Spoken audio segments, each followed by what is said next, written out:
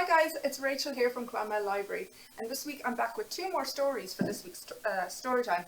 So the first one I'm going to start with is called Three Little Monkeys, and it's by Quentin and Emma Chester Clark, and it's published by Harper Collins Children's Books. Hilda Snibbs came into the hall and closed the door. "I'm home," she called. "Where are you?" Now, some people have dogs and some people have cats, but Hilda Snibbs had three little monkeys. Their names were Tim and Sam and Lulu. Do you see the three of them there?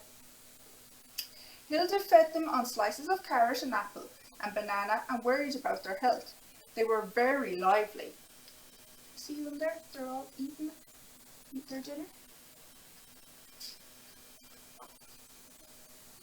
One morning, Hilda took her shopping basket and went to buy some bananas. "Be good while I'm away," she said. When she had gone, Tim and Sam and Lulu soon felt very bored. So they crept into the hall cupboard to see what they could find to play with. They threw everything into the hall. They tried to open the umbrellas. They climbed into the Wellington boots. They pulled the laces out of the shoes. And they pulled all the feathers out of Hilda's best hat. Oh, they're very naughty, aren't they? When Hilda came home, she found the most dreadful mess. There were feathers all over the place, and her poor hat. "I'm really very disappointed in such naughty little monkeys," she said. Tim and Sam and Lulu looked at her with their big round eyes and said nothing. Isn't it such a mess? So messy. The next day, Hilda went out to buy a new hat. "Make sure you're good while I'm away," she said. When she had gone, the three little monkeys soon began to feel very bored. So they went into the sitting room to see what they could find to play with. They emptied the waste paper basket. They tore up the newspapers. They tipped over the flower vase. Then they found Hilda's knitting and they clambered over the furniture with it until it was all tied in knots. Oh no! When Hilda came home and went into the sitting room, she found the most awful mess. There were flowers all over the place, and her poor knitting. She clutched it to her and wailed, "What have I done to deserve these wretched little monkeys?" Tim and Sam and Lulu looked at her with their big round eyes and said nothing. The next day, Hilda took her shopping basket and went out to buy some more wool. "And remember to be good while I'm away," she said. When she had gone, the three little monkeys soon began to feel bored. We don't know what's going to happen now, do we? So they went into the kitchen to see what they could find to play with. They pulled out all the scrubbing brushes out of the cupboard. They emptied the cleaning powder onto the floor. They got into the pedal bin and threw out all the potato peels. And they tipped over a saucepan of soup all over the kitchen floor. See the soup? No. When Hilda came home, she found the most appalling mess. There were brushes and potato peels all over the floor. Oh no, the kitchen is such a mess. And her soup! Hilda banged the saucepan on top of the stove and shouted, "Great grief! How long can I put up with these dreadful little monkeys?" Tim and Sam and Lulu looked at her with their big round eyes. And they said nothing. The next morning, Hilda took her basket and went out to buy a tin of soup. "And be absolutely sure that you're good while I'm away," she said. See her? She's going out to get her soup. When she had gone, the three little monkeys soon began to feel bored. Not again. So they crept up the stairs and into the bathroom to see what they could find to play with. They unrolled all the toilet paper They squeezed the toothpaste, they nibbled the soap, and they didn't like it, and they poured Hilda's favourite shampoo into the basin. Oh no. They're awful troublemakers. So when Hilda came home, she went up to the bathroom to wash her hands, and she found the most unbelievable mess.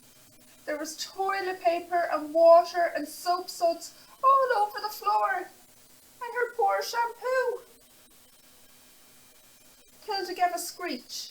She tore her hair and rolled her eyes. Oh, she cried. Oh, for a peaceful little life without these wicked little monkeys. You see the three little monkeys there as well, they're all covered in suds. The next day, Hilda had to go to see her mother, who was in bed with a bad cold. And don't forget, you must be very good while I'm away. It was late in the evening when Hilda came home, and she looked around the hall. Everything was neat and tidy. But where were the three little monkeys? She looked into the sitting room. There was her knitting on the chair, and the newspaper was in a neat pile. But Tim and Sam and Lulu were nowhere to be seen. What has become of them? Hilda said to herself. She went into the kitchen. Everything was clean and shining and in its proper place. But there was no sign of the three little monkeys. Oh dear, said Hilda. This is very worrying. What can have happened to them? Then she went upstairs to the bathroom, and everything was clean and shining and in its proper place, but there was no sign of the three little monkeys. Where do you think they are? This is dreadful, said Hilda, and she gave way to despair. The tears rolled down her cheeks. She tried to dab them with her handkerchief, but there were still lots that dripped onto the floor.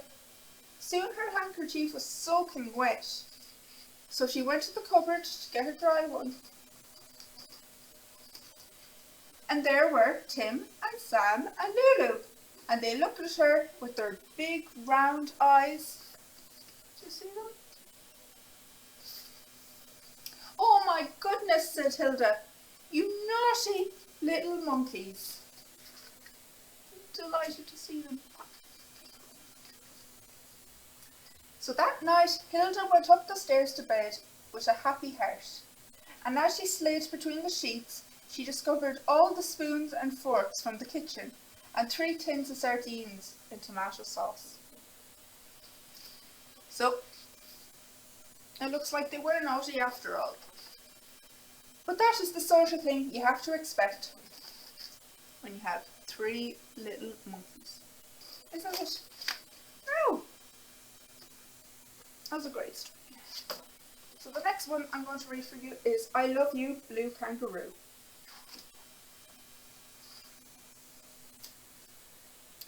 Blue Kangaroo belonged to Lily, and he was her very own kangaroo. Every night Lily said, I love you, Blue Kangaroo. And Blue Kangaroo fell fast asleep in Lily's arms.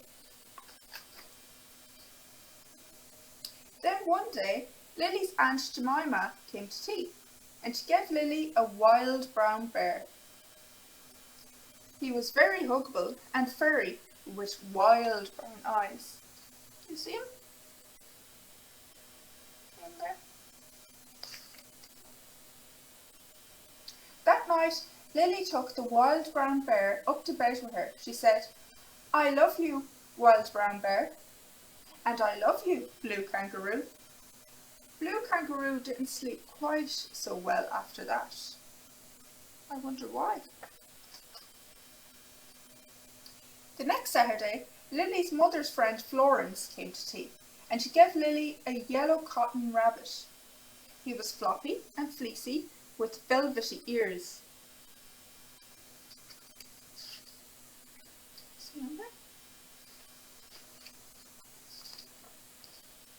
That night, as Lily got ready for bed, she said, I love Yellow Cotton Rabbit, I love Wild Brown Bear, and I love you, Blue Kangaroo.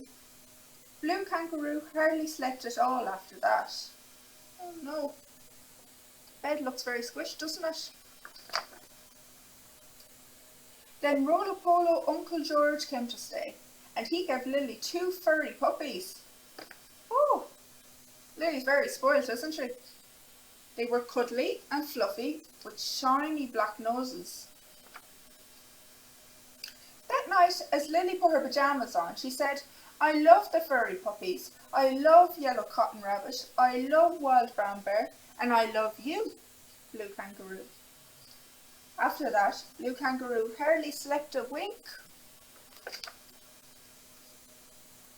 On Lily's birthday, Miss Appleby gave Lily a wiggly green crocodile, and her great uncle Arthur gave her a long-eared owl. Lily's cousin Amelia gave her a little tiny teddy. Oh, she's so many toys, doesn't she? That night, as Lily brushed her teeth, she said, I love Tiny Teddy, I love Long-Eared Owl, I love Wiggly Green Crocodile, I love the furry puppies, I love Yellow Cotton Rabbit, I love Brown Bear, and I love you, Blue Kangaroo. But Blue Kangaroo laid on the edge of the bed and stared at the ceiling.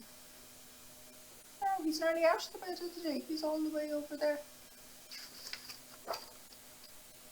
In the middle of the night, Lily rolled over, then Tiny Teddy rolled over, then Long-Eared Owl rolled over, then Wiggly Green Crocodile rolled over, then furry puppies rolled over, then Yellow Cotton Rabbit rolled over, then Wild Brown Bear rolled over, and Blue Kangaroo rolled out of the bed onto the floor. He looked up at Lily and then all the sleeping creatures. There's just no room for me anymore, he said sadly, and he hopped across the carpet and out the door. You see?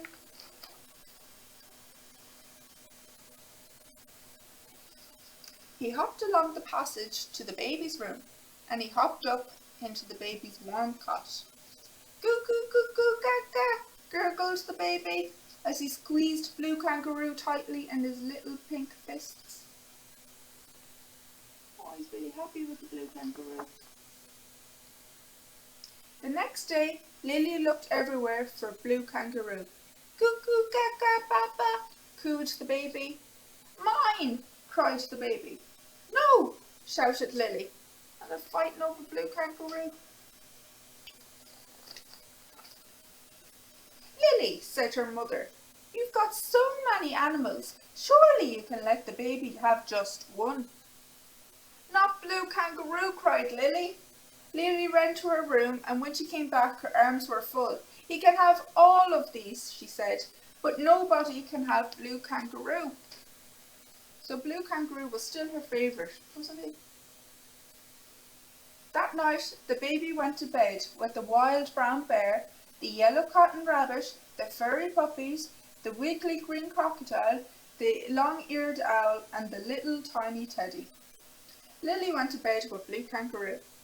Blue Kangaroo snuggled up into Lily. She stroked his blue ears, then she kissed the tip of his soft blue nose. I love you, Blue Kangaroo, she said. And Blue Kangaroo fell fast asleep in her arms. Oh, isn't that lovely? Now I hope you enjoyed them 2 stories, and we'll be back next Thursday with more stories from Clonmel Library. Okay, bye!